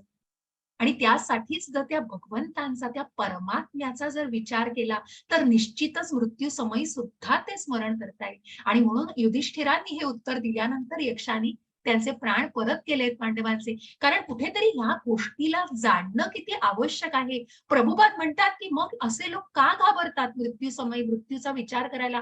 कारण त्यांना कल्पना नाहीये आणि त्यांना कुठेतरी फक्त या देहाशी निगडीत राहायचंय, की या देहाला सगळे मी देह आहे आणि मी आत्मा नाही, या कुठेतरी संज्ञेशी ते निगडीत आहेत आणि म्हणून ते भयभीत आहेत. या भौतिक प्रकृतीमध्ये कुठेतरी त्या गोष्टीला सामोरं जायला भयभीत आहे. मग त्या गोष्टीला कसं सामोरं जायचंय आणि त्याचा सराव ज्या पहिल्या 3 श्लोकांमध्ये आपण, की मग आयुष्यभर त्याचा सराव करण्याची गरज आहे. मग एका छोटीशी गोष्ट आहे हो, एका ब्राह्मणाकडे एका उंदराने, बघा एक उपमा उपमा देणारीच एक गोष्ट आहे. जसं युधिष्ठिर महाराजांच्या या प्रश्नाला त्यांनी उत्तर दिलं, त्याचप्रमाणे बघा की या ब्राह्मणाकडे या उंदराने उच्छाद मांडलेला असतो, बरं का. भागवतामधलीच एक गोष्ट आहे आणि इतका उच्छाद मांडलेला असतो की तो ब्राह्मण शेवटी एका मांजरीला पाळतो. त्या उंदराला नियंत्रण करण्यासाठी त्या मांजरीला पाळतो. मांजर पाळली हे उंदराला कळतं कुठेतरी. उंदीर त्याच्या बिळात असतो, परंतु उंदीर बिळातून बाहेर आल्यावर तुम्हाला माहिती आहे, तुम्ही कल्पना करू शकाल काय होणार आहे त्या उंदराचं. त्याची कल्पना असूनही उंदीर डोळे मिटून आणि मग मी मस्त आहे, मी मजेत आहे, त्या मृत्यूला सामोरं जायचंय तरीही त्याची कल्पना नाहीये. आणि त्या उंदरासारखी अवस्था आहे मग, कारण डोळे मिटून कुठेतरी त्या बिळातून बाहेर आलं जातं, कुठेतरी त्या गोष्टीचा विचारच केला जात नाही. ह्याचं उद्दिष्ट लक्षात घ्या आणि म्हणूनच या मृत्यू समयी भगवंतांचं स्मरण का करावं आणि ते करण्यासाठी मग आयुष्यभर त्याचा सराव का करावा, त्या स्मरण करण्यामागे काय उद्दिष्ट आहे ते जाणून घ्या. यम यम वापी स्मरन् भावम त्यजत्यन्ते कलेवरम तम तमेव इति कौन्तेय सदा तद्भाव भावितः. हरे कृष्ण माताजी. हरे कृष्ण. हरे कृष्ण. हे कौंतया, आपल्या देहाचा त्याग करीत असताना मनुष्य ज्या ज्या भावाचे स्मरण करतो, त्या त्या भावाची तो निसंदेह प्राप्ती करतो. हरे कृष्ण. हरे कृष्ण. म्हणूनच ज्या वेळेला तो देह त्याग करत असतो. जसं भीष्म त्या प्राणांच्या शय्येवर आहेत, मृत्यू शय्येवर, तेव्हा ते परमात्म्याचं स्मरण करतायत. आणि म्हणून या देहाचा त्याग करीत असताना मनुष्य ज्या भावाचं स्मरण करतो, त्या भावाची, म्हणूनच ज्या परमात्म्याचं स्मरण भीष्मांनी केलं, त्या भगवंतांची, अशा व्यक्तीला मग त्या भगवंतांच्याच स्वभावाची प्राप्ती होते. आणि म्हणून हा जो जीव आहे, ज्या ज्या भावाचं स्मरण करतो, त्या भावाचीच त्याला निस्संदेह प्राप्ती होते. अशी या भरत महाराजांची गोष्ट, असे हे भरत महाराज या चित्रामध्ये दिसतात. या भरत महाराजांची ही कथा आहे बरं. तर ह्या भरत महाराज हे अत्यंत तत्वज्ञानी, अत्यंत मंत्र म्हणजे वेदयुक्त असे, की वेदांचा अभ्यास केलेले, यज्ञ याग करणारे आणि स्वतःला कृष्ण भावनेमध्ये, कृष्णाची सदैव पूजा, रोज पूजा अर्चा, अशा सगळ्या गोष्टीमध्ये त्यांनी स्वतःची, त्यांची दिनचर्या असायची. अशा या दिनचर्या चालू असताना ते नदी काठून जात होते. त्यांच्या दिनचर्या, काही त्यांचे सकाळची मंत्र निक सगळी आटोपून ते जात होते, त्या नदीच्या वाटेने चालले होते. आणि जेव्हा त्या नदीच्या वाटेने चालले होते, तेव्हा ते एका हरणीला बघतात. ती हरीण गर्भवती असते. त्या हरणाच्या पाठीमागे एक सिंह लागलेला असतो आणि तो सिंह तिचा पाठलाग करत असतो. परंतु ती जीव मुठीत घेऊन, कारण ती गर्भवती असते आणि म्हणून ती जीव मुठीत घेऊन कुठेतरी पळत असते. पळत पळत जाऊन ती जंगलामधल्या झुडपामध्ये, हे सगळं दृश्य भरत महाराज बघत असतात. आणि त्या झुडपामध्ये जाऊन ती त्या हरिणीला जन्म देते, पाडसाला जन्म देते. आणि पाडसाला जन्म दिल्यानंतर मग काही ती हरिणी त्या सिंहाच्या हातातून, जरी ती पळण्याचा, ती जन्म देते आणि पळते, तरी ती त्या पळत पळत मग त्या सिंहाच्या तावडीतून सुटत नाही. परंतु जिथे त्यांनी जन्म दिलेला आहे त्या पाडसाला, तिथे जवळच भरत महाराज असतात. आणि भरत महाराज त्या पाडसाला बघतात आणि ते त्या पाडसाला घेऊन येतात. बघा, त्या पाडसाची काळजी घेतात, त्या पाडसाचं संगोपन करतात. हरिणीच्या पाडसाचं अगदी अगदी स्वतःच्या मुलाप्रमाणे आणि इतकं सुंदरपणे त्यांचं संगोपन करतात, की ते स्वतःलाही विसरतात आणि पूर्ण जग त्यांचं हरिणमय होऊन जातं. की मग त्या हरणाने काय खाल्लंय, काय प्यायलंय, हरिण कुठे गेलाय, हरिण बराच वेळ झाला जंगलातून आला नाहीये, मग त्याची काळजी करणं. आणि इतकं ते हरिणमय होतात की ते कृष्ण पूजा विसरतात, आपले वेद यज्ञ सगळं विसरतात आणि पूर्णपणे त्या हरणामध्ये, अगदी तुम्ही बघाल तर बघा, त्या हरणामध्ये पूर्णपणे तल्लीन होऊन जातात. आणि मग ते जेव्हा इतके जीर्ण होतो, जेव्हा देह जीर्ण होतो, ते हरिण शेवटी प्राणी आहे हो. ते आपल्या प्राणी धर्माप्रमाणे जंगलामध्ये निघून गेलेलं असतं. ते निश्चितच भरत महाराजांकडे परत येत असतं, परंतु ते बऱ्याच वेळा परत येत नाही. तेव्हा ते जीर्ण झालेला जेव्हा ते अगदी अगदी वृद्ध होतात, तेव्हा ते इतके त्या हरणाच्या भावनेमध्ये असतात, की जेव्हा तो देह त्यागतात, तेव्हा फक्त त्यांच्या मनामध्ये त्या हरणाबद्दलचेच विचार असतात, मग दुसरे कुठलेही विचार नसतात. आणि म्हणूनच बघा, तुम्ही बघाल की हा देह त्यागतोय, हा जो आत्मा आहे, हा मग तीच भावना, आणि म्हणून तीच मग त्या हरणीच्या जन्मामध्ये ते कुठेतरी पुनर्जन्म त्यांचा हरणीचाच होतो. जो भाव त्यांच्या मनामध्ये असतो, जो भाव मृत्यूसमयी त्यांच्या मनामध्ये असतो, तोच भाव त्यांना, त्याच भावाची ते प्राप्ती करतात. आणि म्हणून त्यांना पुढचा जन्म या हरिणीचाच मिळतो. आणि मग त्या हरिणीचा जन्म मिळून सुद्धा कुठेतरी त्या परमात्म्याचा अंश असतो. बघा, त्या हरिणीमध्ये सुद्धा परमात्म्याचा अंश असतो. आणि म्हणूनच ती हरिणी सुद्धा मग जे सात्विक, जे आपण म्हणतो की जो शाकाहार केला असतो, आणि मग कुठेतरी तिच्या कानावर सुद्धा ते पडत असतं आध्यात्मिक मंत्र. आणि मग पुढे काही जन्म घेऊन मग भरत महाराजांना मोक्ष प्राप्ती होते. परंतु त्यांना त्या धर्माची, त्यांना त्या भावाची प्राप्ती होते, कारण मरणाच्या वेळेला त्यांनी त्या हरणाचाच विचार केलेला असतो. आणि म्हणूनच कुठेतरी कशा प्रकारे मृत्यू समयी सुद्धा कुठेतरी भगवंतांचं स्मरण करायचं असेल, तर ते आयुष्यभर तेवढंच करणं किती आवश्यक आहे, हे तुम्हाला दिसत असतील चित्रात. ते कोण दिसतायत मग? माहितीये कोण चित्रात आहेत? ज्यांची कथा आपण आधी ऐकली आहे, उल्लेख झालेला आहे. कोण आहेत चित्रामध्ये? सांगा, चॅट मध्ये उत्तर द्या मला. कृष्ण नाहीये.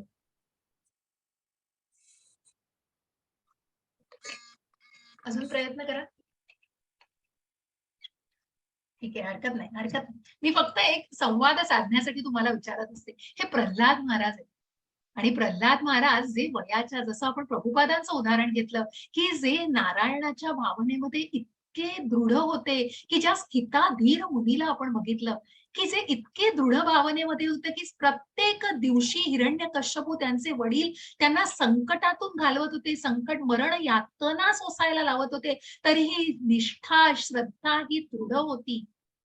कारण ते भगवंतांच्या स्मरणात, मग जिथे ते विद्या घ्यायला जायचे, हिरण्यकश्यपूनी त्यांना ज्ञान घेण्यासाठी त्यांना ज्या अध्ययन वर्गांकडे पाठवलं होतं, ज्या अध्ययन वर्गामध्ये त्यांनी तिथे काय केलं, तर तिथे सुद्धा त्यांनी कृष्ण भावना, की प्रत्येकाला नारायण, प्रत्येकाला त्या त्यागाच्या भावनेतून आणि प्रत्येकाच्या मनामध्ये मग अशा प्रकारे कीर्तन करून कृष्ण भावना, की नारायण नारायण नारायण नारायण. मग जिथे तिथे जसा त्यांना नारायण दिसत होता, तीच भावना त्यांनी प्रत्येकाच्या मनामध्ये निर्माण करण्याचा प्रयत्न केला. कारण त्या कोवळ्या वयामध्ये सुद्धा त्यांच्या मनामध्ये ती भावना, ज्यांच्या पत्नीला, मग हिरण्यकश्यपूच्या पत्नीला ज्यांना घराबाहेर त्यांनी काढलेलं, जे नारद मुनींच्या कुटीरामध्ये राहिले, त्या नारद मुनींकडून प्रल्हाद महाराजांनी गर्भावस्थेमध्ये आईच्या गर्भात असताना सुद्धा भगवंताच्या सगळ्या कथा, ज्या भगवंतांविषयी सगळं जाणलेलं होतं, मग त्या भगवंतांना ते कसे विसरू शकतात, जे असुरांच्या, जे राक्षसांच्या याच्यात होते, तरीही त्या योनीमध्ये असून सुद्धा ते परमात्म्याचं स्मरण करायचे आणि त्या परमात्म्याचाच त्यांनी कुठेतरी त्या भावनेचा प्रसार केला होता. आणि म्हणूनच अर्जुना, तू सदैव माझा कृष्णाच्या रूपात विचार कर, त्याच वेळी तुझे युद्धाचे विहित कर्तव्य, मग इथे कुठेतरी तू जे कर्म करतोयस, ते कर्तव्य करतोयस, हे अर्जुनाला भगवंत सांगतायत, की म्हणूनच तू कोण आहेस, तर तू पांडव आहेस, तू एक क्षत्रिय आहेस, तू तुझं कर्म इतक्या निष्काम भावनेने कर आणि मला मनात माझं स्मरण कर आणि माझं स्मरण करून तू युद्धाला सामोरा जा आणि तुझं कर्तव्य पार पाड.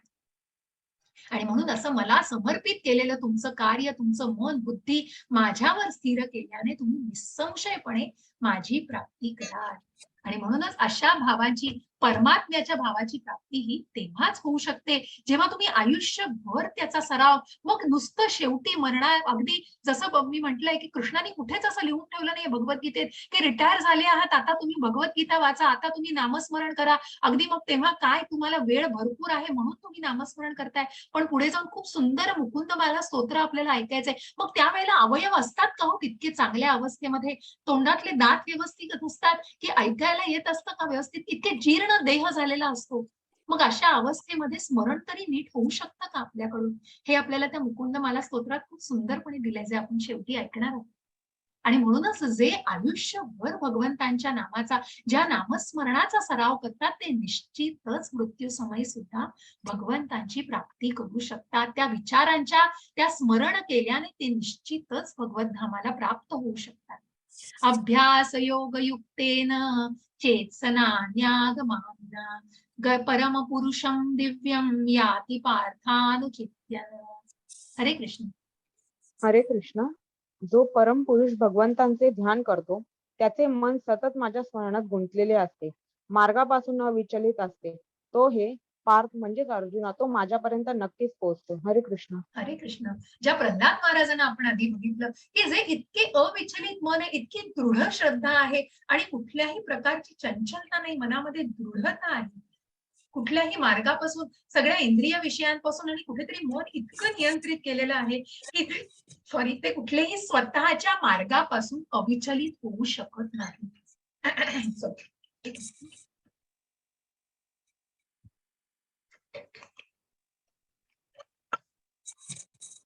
आणि म्हणूनच अशी व्यक्ती, हे अर्जुना, माझ्यापर्यंत नक्कीच पोहोचते, माझ्या धामापर्यंत नक्कीच पोहोचते. अशा या अजामिलाची आपल्याला एक कथा ऐकायची. आणि जो मृत्यू समय याच्याविषयी आपल्याला ज्ञान जाणून घ्यायचंय. हा अजामिला म्हणजे एक ब्राह्मण कुटुंबात जन्मलेली व्यक्ती, एक ब्राह्मण, सर्वोच्च ब्राह्मण, अगदी वेद पठण आणि ज्याला सगळ्याचं ज्ञान आहे, असा ब्राह्मण, जो गावामध्ये त्यांचा नावलौकिक होता, ज्यांच्या कुटुंबाचा नावलौकिक होता, की ज्यांचं कुटुंब अगदी आध्यात्मिक कुटुंब म्हणून जाणलं जायचं, की ज्याचे आई वडील पत्नी हे सगळं असं कुटुंब मिळून ते राहायचे. असा हा अजामिला एकदा आपल्या काही स्वतःची कामं आटोपून येत असताना जंगलाच्या मार्गाने परत येत असतो. त्या जंगलाच्या मार्गाने परत येत असताना तो ज्या मार्गातून येत असतो, त्या मार्गामध्ये त्याला एक दृश्य दिसतं. त्या दृश्यामध्ये एक व्यक्ती, एक वेश्या एका पुरुषाच्या आलिंगनात असते, पुरुषाच्या मिठीत असते आणि हे दृश्य ते अजामिलाच्या समोरून जातं असं. अजामिला तिथून जात असतो. परंतु त्या एका सेकंदासाठी तो स्वतःला आवरू शकत नाही. मग मी अगदी थोडंच बघतो. या थोड्याच बघण्याच्या त्याच्या भावनेमध्ये तो स्वतःला कुठेतरी अधःपतनाच्या मार्गावर कसं घालतो बघा. आणि ते जे नियंत्रित करणारं मन असतं ते अविचलित न होता कुठेतरी चंचल आणि विचलित होऊन ते दृश्य बघावं यासाठी आसुसतो. आणि म्हणून ते दृश्य तो बघण्यासाठी कुठेतरी आसुसतो आणि ते मनातले विचार कुठेही जात नाहीत. आणि मग ते दृश्य बघितल्यावर सुद्धा मनातल्या भावना, उत्कटता आणि तो जो काम वासना ती इतकी उत्कट होते की ती मग त्याला स्वतःला ना झोपू देत, ना खाऊ देत, ना पिऊ देत. बघा, इतका अध्यात्माच्या मार्गावर असलेली व्यक्तीचं सुद्धा थोड्या क्षणाने सुद्धा कशा प्रकारे विचलित, कारण कुठेतरी मन विचलित झालंय. आणि ते मन विचलित झाल्याने कसं होतं की मग ते इतकं विचलित होतं की कुठेतरी त्या वेश्येची इतकी आसक्ती मनामध्ये, इतकी वासना की ती आपल्या जवळ पाहिजे. आणि मग त्या वेश्येकडे तो वेश्यागमन करतो आणि स्वतःचे आई वडील पत्नी या सर्वांना विसरतो, घरादाराचा त्याग करतो आणि त्या वेश्येकडे जाऊन राहतो. आणि त्या वेश्येजवळ राहून तिच्याशी लग्न करतो. तिच्यापासून त्याला अनेक पुत्रांची प्राप्ती होते. अनेक पुत्रांच्या प्राप्तीनंतर त्याला सर्वात शेवटी नारायण नावाचा पुत्र, सर्वात लहान मुलगा त्याला नारायण नावाचा पुत्र असतो. परंतु असा हा अजामिला इतका अधःपतनाला जातो, कारण शेवटी जसं आपण बघितलं की साधू संग लव मात्र तसं असतं. जसं नारदांच्या नुसत्या संगाने, त्या हरिदास ठाकूरांच्या नुसत्या संगतीने सुद्धा त्या वेश्येचं परिवर्तन जिचं झालं, त्या वाईट मार्गाला सुद्धा बघा मग हा अजामिला कुठेतरी वाईट विकर्माच्या मार्गाला लागतो, तेव्हा तोही त्याच्यातनं सुटत नाही. आणि मग त्या विकर्मामध्ये इतका ओढला जातो की मग जे त्या वेश्येच्या आजूबाजूचे लोक आणि ज्या त्या वस्तीतले लोक जे करत असतात त्या सगळ्यामध्ये तो ओढला जातो आणि सगळ्या त्या पाप कर्मामध्ये स्वतःला पूर्णपणे झोकून देतो. आणि मग असा हा जेव्हा जीर्ण होतो, देह जीर्ण होतो आणि अगदी मृत्यूशय्येवर असतो, तेव्हा मग त्याला सर्वात प्रिय त्याचा तो नारायण नावाचा पुत्र असतो. आणि मग त्या नारायण नावाच्या पुत्राला तो, नारायणा मला पाणी दे रे, नारायणा मला इकडे घेऊन चल, मला अन्न दे, मला झोपायला घेऊन जा, मला असं कर, मला हे दे, हे तो नारायण नारायण मग या रूपाने म्हणत असतो. तोंडात त्या मुलासाठी ते नाव असतं.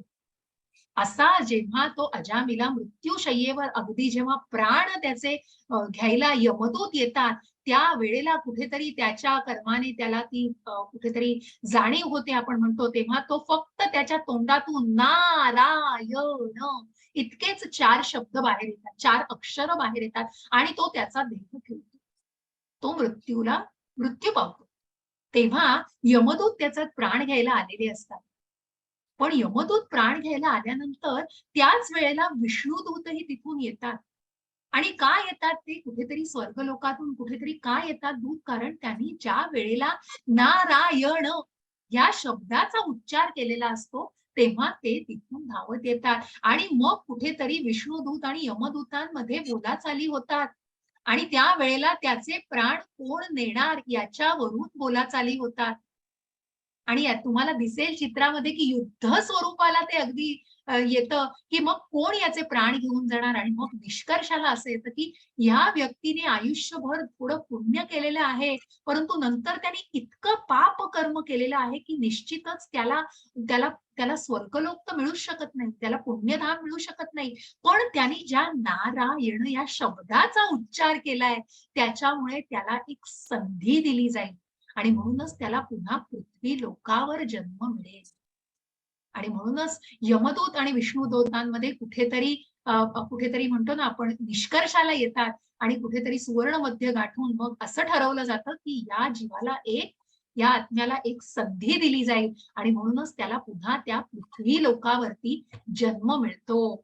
आणि पृथ्वी लोकावर जन्म मिळाल्यानंतर मग हा अजामिला ज्या वेळेला त्याला जाणीव होते की आपण कुठल्या कुटुंबात होतो, जसं आपण बघितलं की ज्या परमसिद्धीला मग 7व्या अध्यायामध्ये बघितलं की कुठेतरी जे यशस्वी होत नाहीत, परंतु त्यांनी कुठेतरी ते पुण्य कर्म केलेलं असतं. त्या अजामिलाला मग त्या सगळ्याची जाणीव होते आणि त्या कृष्ण भावनेची जाणीव होऊन तो ऋषिकेशाला रवाना होतो आणि तो तिथे जाऊन कृष्णधामाच्या तिथे राहतो आणि मग भगवत धामाची जेव्हा अगदी पूर्णपणे त्याच्यामध्ये स्वतःला लीन करतो आणि पूर्ण आध्यात्मिक मार्गावर स्वतःला घालतो, तेव्हा त्याला मोक्ष प्राप्ती होते आणि मगच त्याला कुठेतरी ते पुढच्या जन्मानंतर मग त्याला कुठेतरी गोलोकधामाची की जिथे अगदी प्रत्यक्ष भगवंतांचे दूध त्याला न्यायला येतात, अशा या कृष्णधामाची त्याला प्राप्ती होते.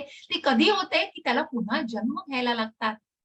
कारण ज्या अजामिलाने ज्या वाईट भावनेने आणि त्या पाप कर्मांमुळे आणि परंतु फक्त त्याच्यातनं एकच की जे नारायण शब्द उच्चारलेले असतात, त्या शब्दांच्या उच्चारणाने त्याला एक संधी मिळते. नरक यातना न मिळता त्याला कुठेतरी ती संधी मिळते. कारण मग मृत्यू समय त्यांनी त्या भगवंतांचं स्मरण केलेलं असतं. अशी ही अजामिलाची कथा आहे. हरे कृष्ण. हरे कृष्ण.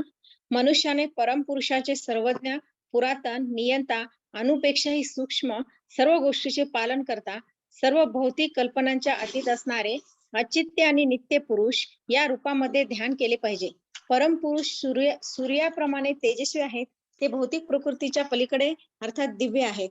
हरे कृष्ण माताजी. हरे कृष्ण. हरे कृष्ण. मग बघा तुम्हाला एक सेकंद द्या मला.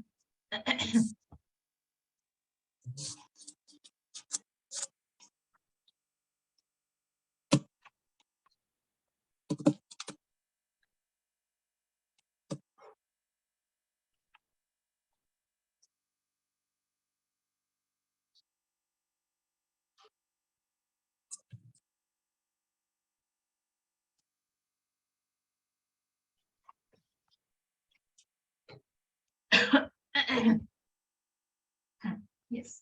आणि म्हणूनच मनुष्याने बघा हे श्यामसुंदर मग ज्या 3 टप्प्यामध्ये आपण भगवंताला जाणण्याचं की ज्या ब्रह्मस्वरूपाला सुद्धा भगवंतांनी स्वीकारलेले आहे. मग जे ब्रह्मस्वरूपाला स्वीकारलेले भक्त आहेत, ज्या परमात्म्याला ज्यांनी स्वीकारले, ज्या भगवानांना ज्यांनी स्वीकारले, मग अशा या भगवान रूपामध्ये मनुष्याने परमपुरुषाचे सर्वज्ञ, पुरातन, नियंता, अणुपेक्षाही सूक्ष्म असणाऱ्या सर्व लोकांचं, सर्व गोष्टींचे जे पालन करता आहेत, सर्व भौतिक कल्पनांच्या अतीत असणारे म्हणजे जे या गुणातीत या सर्वाच्या या शक्तीच्या पलीकडे ज्यांची श्रेष्ठ शक्ती आहे, जे अचिंत्य नित्य पुरुष आहे, या रूपामध्ये ध्यान केलं पाहिजे. आणि म्हणूनच या परम पुरुषाच्या की ज्या भगवान मनुष्य रूपामध्ये की ते संबंध अभ्युदय, मग हा संबंध भगवंतांशी कसा जोडायचा आहे, मग या भगवंतांच्या स्मरणामध्ये मग स्वतःला त्या भगवान रूपामध्ये जेव्हा आणायचं तेव्हा त्या आध्यात्मिक मार्गावरती उन्नती करायची.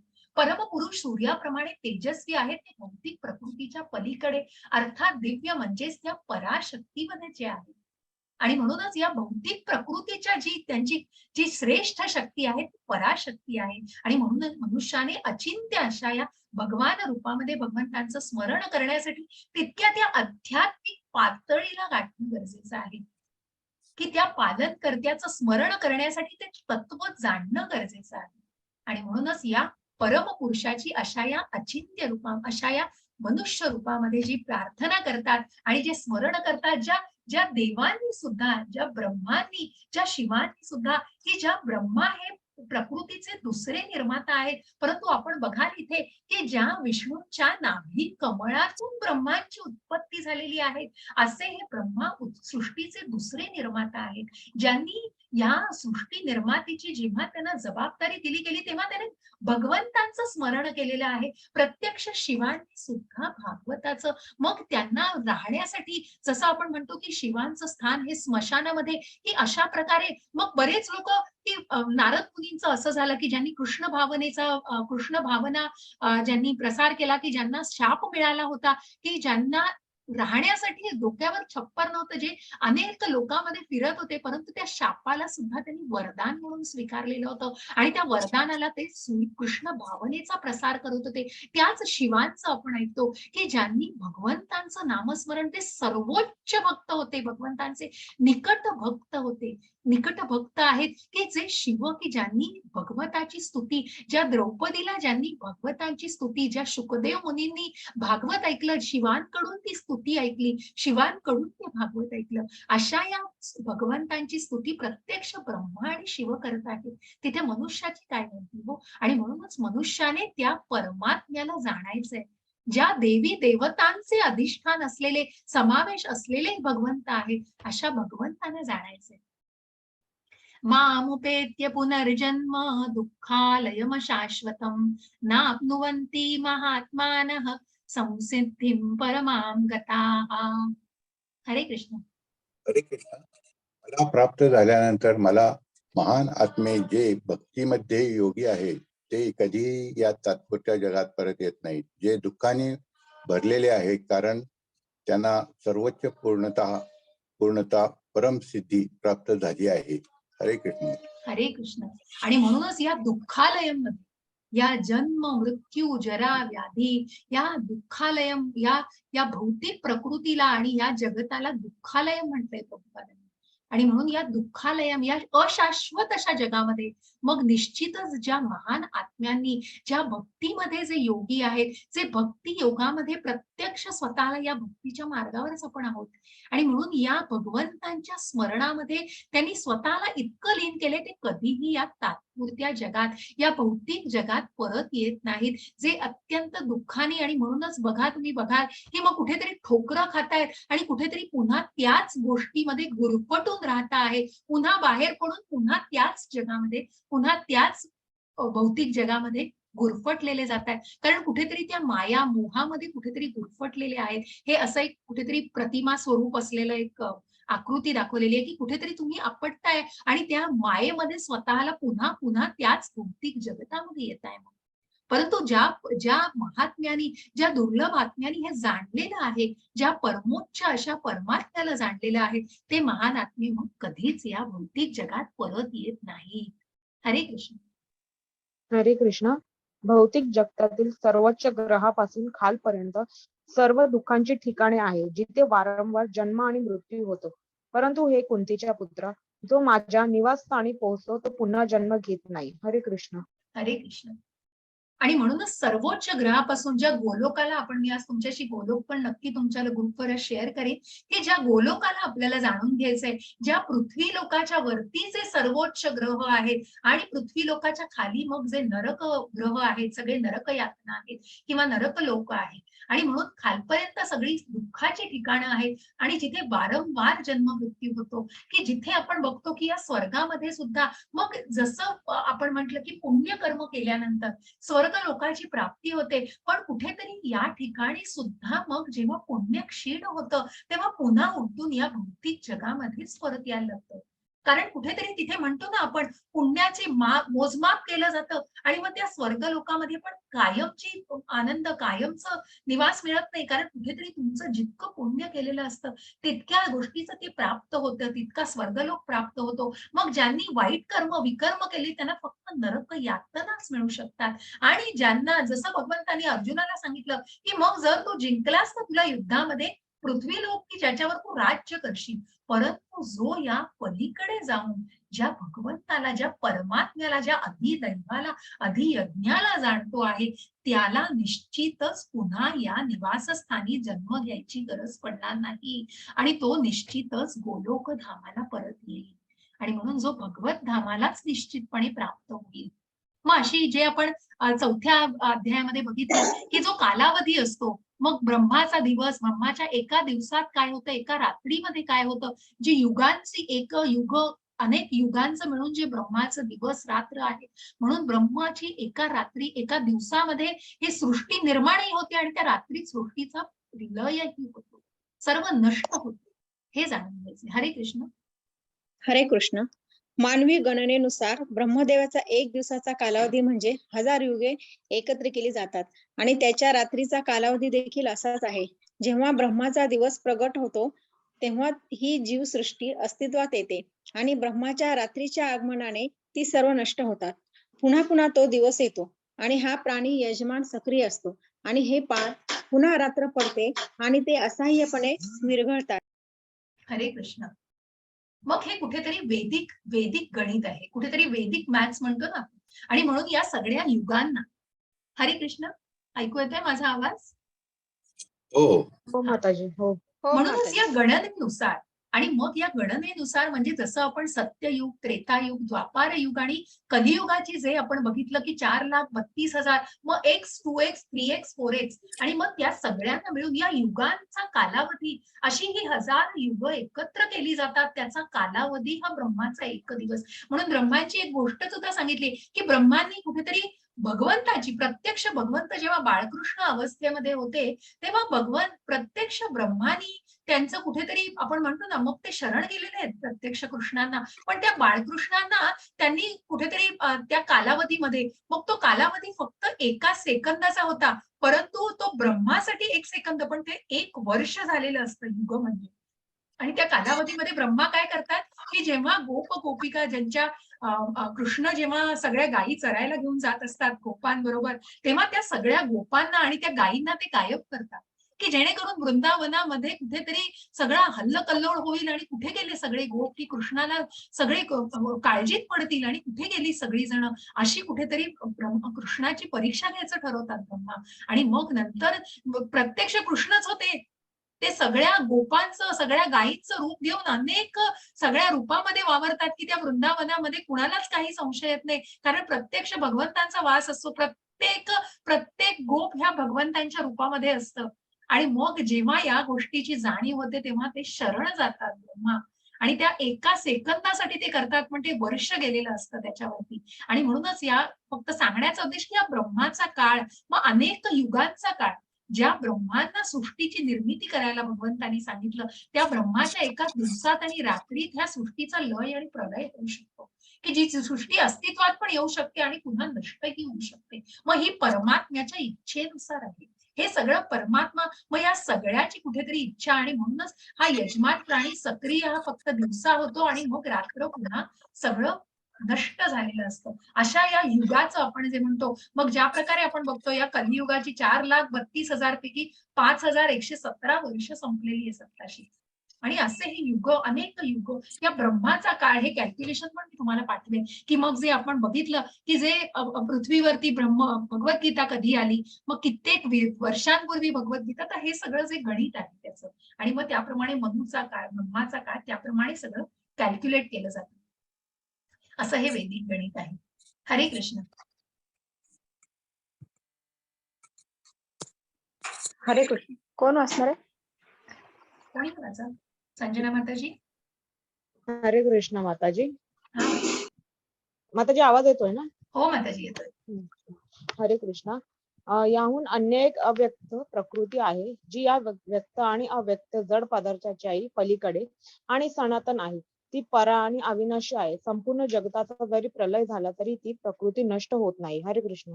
हरे कृष्ण. असं हे गोलोक धाम आहे, आणि इथे भगवंत, मग वैकुंठ निवास जिथे परमात्मा स्वरूपामध्ये भगवंत आहे, आणि त्याच्याही पलीकडे जाऊन जो गोलोक, जी पराशक्ती आहे भगवंतांची, आणि ती पराशक्ती ही अविनाशी आहे. कारण या जड प्रकृती, ही जी भौतिक प्रकृती आहे, या भौतिक प्रकृतीला खूप ज्येष्ठ प्रकृती आहे ती अशी, आणि म्हणूनच ती भगवंतांची श्रेष्ठ प्रकृती आहे. ती सनातन आहे, ती परा अविनाशी आहे, आणि संपूर्ण जगताचा जरी या युगांनंतर प्रलय झाला आणि नष्ट झाली अगदी बाकी प्रकृती आणि जगत, तरी या प्रकृतीचा नाश होत नाही. आणि म्हणूनच या गोलोक धामाबद्दल सांगितलंय. हा चार्ट मी तुम्हाला काही माहिती देशी तुम्हाला निश्चित, कसं मी त्या दिवशी सांगितलं, खूप खोलात आत्ता जाऊ नका, तुम्हाला पुढच्या टप्प्यांवर अनेक माहिती मिळतील, पण इथे तुम्ही थोडंसं बघितलं तर गर्भोदकशाही विष्णूंच्या नाभीतून जे कमळ आले आणि मग ब्रह्माने जी उत्पत्ती केलेली आहे, या वरचे जे लोक आहेत हे सगळे मग कुठेतरी ते जे महाविष्णूचं तत्व आहे या प्रत्येक लोकामध्ये आहे. आणि मग ज्या पृथ्वी लोकाच्या खाली जे सगळे नरक लोक आहेत, आणि पृथ्वी लोकाच्या वरती सगळे स्वर्ग लोक आहेत, आणि त्याच्याही पलीकडे मग ज्या गोलोक धामाची गोलोक वृंदावन इथे लिहिलेलं आहे बघा. त्या गोलोकाची मी तुम्हाला सर्व माहिती निश्चितच शेअर करते. आणि मग या गोलोक धामाविषयी सुंदर असं वर्णन केलंय की मग बघा तिथे पण वृंदावन आहे. या गोलोक द्वासामध्ये इतका प्रकाश, सूर्य चंद्राचा प्रकाश या भगवंतानुसार आहे की जिथे गायींवर भगवंत प्रेम करतायत, गोप गोपिका, आणि इतकं इतकं प्रेम आहे तिथे या गोपांचं एकमेकांवरती आणि भगवंतांचं सुद्धा त्यांच्यावरती, की मग जिथे फक्त सच्चित आनंद आहे. असं हे आनंदमय कोश आहे भगवंतांचा. हे गोलोक धामामध्ये ना सूर्यचंद्राची वेगळी गरज आहे की जिथे प्रत्यक्ष भगवंतांचे नेत्र हे सूर्यचंद्र, भगवंतांपासून जो प्रकाश आहे त्याच्यापासून सगळी ही गोलोकधाम हे प्रकाशित झालंय, की जिथेही वृंदावन, मथुरा, आणि हेही काल एक सुंदर कथा ऐकल्या त्या की तिथेही कशा प्रकारे वृंदावन, मथुरा आणि ह्या सगळ्याचा, की ज्या गोलोक धामामध्ये, मग निश्चित मी तुम्हाला त्याचीही काही संक्षिप्त माहिती, खूप खोलात आत्ता नाही जाणार कारण या सगळ्या पुढच्या टप्प्यांवरच्या काही माहिती आहेत, परंतु निश्चित तुम्हाला कथेरूपी काही गोष्टी ज्या कृष्णाच्या पुस्तकामध्ये बऱ्याच याच्या कथा आहेत, म्हणजे पास्ट टाइम म्हणतात आणि कृष्णाच्या कथा आहेत, याच्यामध्ये खूप सुंदर असे वर्णन दिलेलं आहे या गोलोकधामाचं सुद्धा. आणि म्हणूनच या भगवंतांना स्मरण करताना ज्या मुकुंद माला स्तोत्राचा मी उल्लेख केला की मृत्यू समयी भगवंतांचं स्मरण करण्यासाठी आयुष्यभर त्यांचं स्मरण करणं कसं गरजेचं आहे. मग मुकुंदमाला, की या कुलशेखर नावाच्या राजानी हे प्रार्थना या मुकुंदमाला स्तोत्रात बघा काय म्हटलं आहे. कृष्ण त्वडिया पद पंकजा पंजरातम अद्यैव मी विशतु मानस राजा प्राण प्रयाण समये कफवात पित्तैः कंठवरोधन विधौ स्मरणः कुटसते. हरे कृष्ण. हरे कृष्ण. माताजी, आता आपण जे बघितलं तर गोधाम म्हणला तुम्ही, जसं पृथ्वी गोलोक. आहे हा गोलोक, तसं ते वेगळं आहे का? म्हणजे येस जसं माताजी. स्वर्ग, पृथ्वी. हो हो हो का? स्वर्गधामाच्या सुद्धा पलीकडे, आणि म्हणूनच त्याला गोलोक वृंदावन म्हणजे गोलोक धाम. मी तुम्हाला त्याचा चार्ट याच्यावर शेअर करीन माताजी.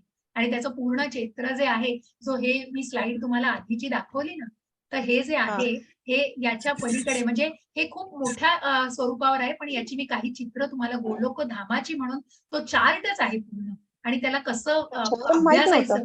हा, मग हेच जाणून अच्छा. घ्यायचंय माताजी. आणि म्हणूनच तर हो. की या परमात्म्याचा निवास, ह्या मग आपण ऐकतोय काय, तर नुसतं स्वर्गधामाला नाही, वैकुंठवासाला नाही, तर या गोलोक धामाची प्राप्ती, की जिथून मग जिथे आनंद आहे, वाव. जिथे सच्चित आनंद आहे, या कृष्णाच्या धामाला पोहोचून मग पुन्हा या भौतिक जगतात पुन्हा परत यायची गरजच नाही. हेच इस्कॉनचा, हेच तत्व जाणायचंय माताजी. आणि हेच मुख्य तत्व या गोलोक धामाचं. हे कृष्णाचं धाम, हे प्रत्यक्ष कृष्णधाम. हे तुम्हाला याच्या कथा, वृंदावनाच्या कथा, की ज्या श्याम राधेच्या कथा आहेत, की अत्यंत सुंदर असे माधुर्य रसाच्या कथा आहेत, आणि त्या कृष्ण पुस्तकामध्ये पण आहेत. मी अनेक काही तुम्हाला संक्षिप्त स्वरूपात निश्चित ग्रुपवर काही माहिती शेअर करेन याची. ठीक आहे. हरे कृष्ण. हरे कृष्ण. भाषांतर वाचेल कोणी? हो, वाचते मी. येस. येत नाहीये पण त्याच्यावर आलं नाही अजून? नाही. हा, आला. आलं. हा. हो, आला. हरे कृष्ण.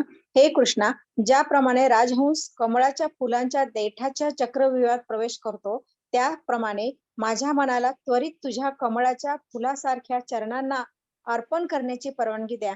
जेव्हा माझ्या शेवटच्या श्वासाच्या क्षणी माझा घसा शारीरिक विनोद वायू, पित्त आणि कफ यांच्या क्रियेने आकुंचन पावतो, तेव्हा मी तुझे स्मरण कसे करू शकेन? हरे कृष्ण. हरे कृष्ण. बघा, दात आहेत तर चणे नाही, चणे आहेत तर दात आपण म्हणतो ना, तर तशा म्हणीला, की मग त्या कुलशेखरांनी लिहिलंय की अशा वेळेला की तू मला तुला शरण येण्याची कुठेतरी परवानगी दे, आणि म्हणूनच माझ्या या मनाला त्वरित तुझ्या कमळाच्या फुलासारख्या चरणांना अर्पण करण्याची परवानगी दे. कारण ज्या क्षणी माझा घसा सुकलेला, मग माझं असं माझी अवस्था असेल की ज्या कफ, पित्त आणि वायू यांनी जे बनलेलं शरीर आहे, तिथे कुठेतरी माझं घसा आकुंचित पावत असेल, की मी तुझं स्मरण करण्याची सुद्धा मग ह्याच्यावर नामनिष्ठ प्रभूजींनी खूप सुंदर त्या दिवशी भागवतामध्ये सांगितलेलं, की मग आजच्या या जगामध्ये तर आपण बघतो हो, की मग या मरणाच्या यातना आणि या मरणाला कशा प्रकारे सामोरं जायला लागतं. मग आपल्याला प्रत्येकाला या गोष्टीचा विचार करणं ही खूप खूप कठीण गोष्ट आहे, परंतु म्हणून श्लोकानुसार सांगितलंय की मग तेव्हा मी तुझं स्मरण कसं करू शकेन, की जेव्हा माझा घसा एवढा पात्र नसेल आणि कुठेतरी त्या आकुंचन आणि कुठेतरी तो कॉन्ट्रॅक्ट इतकं कुठेतरी त्याला कष्ट होत असतील, अशा वेळेला मी तुझं स्मरण कसं करू शकते. आणि म्हणूनच असं स्मरण करण्यासाठी आयुष्यभर तुझ्या नामाचं स्मरण करणं, कुठेतरी या भगवानांना मग तो संबंध प्रस्थापित करणं, जे आपण म्हणतोय की या परमात्म्याला जो हृदयामध्ये वसलेला आहे, त्या परमात्म्याला कुठेतरी जाणायचं आहे आणि त्या परमात्म्याच्या तत्वाला कुठेतरी जाणायचं आहे. हे निश्चितपणे जेव्हा जाणण्याची तुम्हाला तुझ्या या कमल चरणावर येण्याची परवानगी दे. आणि म्हणून जसं प्रभुपादांचं आपण सांगितलं की वयाच्या इतक्या लहान वयापासून आणि म्हणून कुठेही आता आपण सर्व कुठेतरी स्वतःला म्हणजे मी म्हणते ना, मी खूप आपण कुठेतरी कुठेतरी लकी समजावं की आता आपल्याला या मार्गाची कुठेतरी नक्कीच माहिती मिळाली आहे आणि आपण या मार्गावरती स्वतःला मार्गस्थ करतो. कुठेतरी बघा की ज्या लहान लहान मुलांचे जेव्हा मी क्लासेस घेते तेव्हा वयाच्या 5व्या 7व्या वर्षी त्यांना ही माहिती मिळते, त्यांना भगवद्गीतेचं हे ज्ञान मिळतंय, ही किती चांगली गोष्ट आहे. की ज्यांना त्या गोष्टीचं आकलन होण्यासाठी किती योग्य वय आहे ते निश्चित कळायला त्यांना कठीण आहे ते, पण कुठेतरी ती सुरुवात होतीये, कुठेतरी ते बीज रोवलं जात आहे आणि म्हणून तेच आवश्यक आहे. त्या कृतज्ञतेमध्ये ते बीज रोवणं खूप गरजेचं आहे. आणि म्हणून या भगवानांचं नामस्मरण कशा प्रकारे केलं जातं.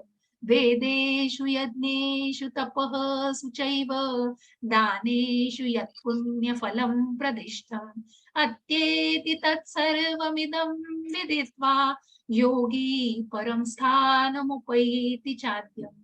हरे कृष्ण. हरे कृष्ण. जो मनुष्य भक्ती मार्गाचा स्वीकार करतो, जो वेदाध्ययन, तपस्या, दान देणे किंवा दार्शनिक तथा सकाम कर्म इत्यादी करण्यापासून जे फल प्राप्त होते त्या फलापासून वंचित होत नाही. केवळ भक्तिपूर्ण सेवा केल्याने त्याला हे सर्व प्राप्त होते आणि अखेरीस त्याला परम शाश्वत धामाची प्राप्ती होते. हरे कृष्ण. हरे कृष्ण. आणि म्हणून स्वाती माताजी हे शाश्वत धाम बघा, की म्हणून ज्या पराशक्ती आणि म्हणूनच हे भौतिक आणि आध्यात्मिक जग, म्हणून या आध्यात्मिक जे शाश्वत जे सच्चित आनंद म्हणून हे जे गोलोक धाम, की या धामाची प्राप्ती होते म्हणजे कशाची, तर परमात्म्याच्या त्या स्वभावाची आणि त्या परमात्म्याच्या धामाची. मग असं हे गोलोक आहे, या कृष्णाचं गोलोक आहे की तिथून निश्चितच ते इतकं शाश्वत आहे की तिथे इतर कुठल्याही अशा कृत्रिम गोष्टींची गरज नाहीये. आणि म्हणूनच या शाश्वत धामाची प्राप्ती करण्यासाठी फक्त भक्तीपूर्ण सेवा. आणि म्हणूनच ज्या आपण 6व्या अध्यायात 7व्या अध्यायात बघितलं की अनेक पापांपासून मग ज्या ज्या या मृगारी ऋषींची आपण कथा वाचली. मृगारी ऋषी जे पाप कर्माने कुठेतरी त्यांनी आधीच्या काळामध्ये केलं होतं, त्यांना जेव्हा या भक्तीच्या मार्गावरती त्यांनी लीन केलं स्वतःला, तेव्हा निश्चितच ते त्या पूर्ण स्वतःला त्यांनी त्या भावनेमध्ये झोकून दिलं की ज्या मृगारींचे मृगारी ऋषी झाले. आणि म्हणूनच जो मनुष्य या भक्ती मार्ग म्हणून या अवीट अशा या भक्ती मार्गाला, मग या भक्ती मार्गावरती जे टप्पे मी तुम्हाला म्हटलं की या भक्ती मार्गावरचे टप्पे, मग हे टप्पे कुठले कुठले 9 टप्पे आपण त्या दिवशी जाणले. आणि या 9 टप्प्यांवर येण्यासाठी कशा प्रकारे आपल्याला जाणायला लागतं की मनामध्ये श्रद्धा, मग त्या स्मरण करायचं असेल तर मनामधली श्रद्धा असणं आवश्यक आहे. आणि मग अनेक ते भाव, एक सेकंद मी तुम्हाला, मग ते 9 टप्पे म्हणजे बघा, तर श्रद्धा म्हणजे मनामध्ये, मग ते साधू संग म्हणजे त्या डिवोटीजचं असोसिएशन, भजन क्रिया कुठेतरी, की मग ज्या कीर्तनामध्ये, ज्या संकीर्तनामध्ये, ज्या नामस्मरणात रुची, मग कुठेतरी अनर्थ निवृत्ती, मग त्या भौतिक प्रकृतीपासून कुठेतरी अनासक्त होणं, निष्ठा, रुची, आसक्ती कशामध्ये, तर भगवंतांच्या नामामध्ये आसक्ती आणि मग ती भाव प्राप्ती, भगवंतांच्या भावाची प्राप्ती आणि सर्वात शेवटी प्रेम भक्ती. या भक्तीच्या मार्गावरती मग या सकाम कर्मामध्ये तो कुठेच अडकत नाही. जो स्वतःला या टप्प्यांमधून मार्गस्थ करण्याचा प्रयत्न करतोय, जो वेदाध्ययन, तपस्या, दान देणं, मग या सकाम कर्मापासून जरी त्याला काही फळ मिळत असेल, त्या फळापासूनही तो वंचित होणार नाही, कारण त्याच्यामध्ये कृष्ण आहे, त्याच्या मनामध्ये कृष्ण भावना आहे. जरी त्याला म्हणूनच प्रभुपादांनी सांगितलं कर्म संन्यास योगामध्ये, माझं काय आहे म्हणून मी त्याचा संन्यास करू, मी जे वापरतोय. जेव्हा त्यांना एका पत्रकारांनी विचारलं की मग तुम्ही या फळांची कशी काय अपेक्षा, मग तुम्ही या सगळ्याचा कसा वापर करता? परंतु अहो माझं कुठे काय, मी जे वापरतो आहे ते मी कृष्ण भावनेच्या प्रसारासाठी, ज्या माईकला मी वापरतो, ज्या व्हॅन मधून मी फिरतो, ते मी कशासाठी वापरतोय? मी माझ्यासाठी नाही, त्याच्यामध्ये कृष्ण भावना आहे, कुठेतरी कृतज्ञता आहे. आणि म्हणून या भौतिक जगतामध्ये सुद्धा ही कृतज्ञता महत्वाची आहे. मग तुम्ही सर्व या सकाम गोष्टीमध्ये अडकलेले आहात, परंतु तिथे कृतज्ञता असणं महत्वाचं आहे, की जे काही मिळतंय ते भगवंतांपासून प्राप्त झालेलं आहे. मग तो भोक्तारम यज्ञ तपसाम सर्व लोक महेश्वरम, त्या भोक्ताला जाणायचे, त्या सर्वोच्च भोक्त्याला जाणायचंय. आणि मग अशा प्रकारे जाणल्यानंतर त्या फळांपासूनही ती व्यक्ती अजिबात वंचित होत नाही, कारण त्याच्या कर्मामध्ये भक्ती असते. आणि म्हणूनच या भक्तीच्या सुंदर योगाला आपण असं जाणतो. आणि हा भक्तीचा सुंदर असा मार्ग आहे, की ज्याच्यावरती भक्तिपूर्ण सेवा केल्याने या गोलोक धामाची प्राप्ती होऊ शकते. इति अष्टमोध्याय समाप्तः. अशा प्रकारे आपण हा 8वा अध्याय संपवलेला आहे. कुणाला प्रश्न असतील तर आहेत आपल्याकडे 5-10 मिनिटं. हो, मला एक आहे प्रश्न. येस, मी रेकॉर्डिंग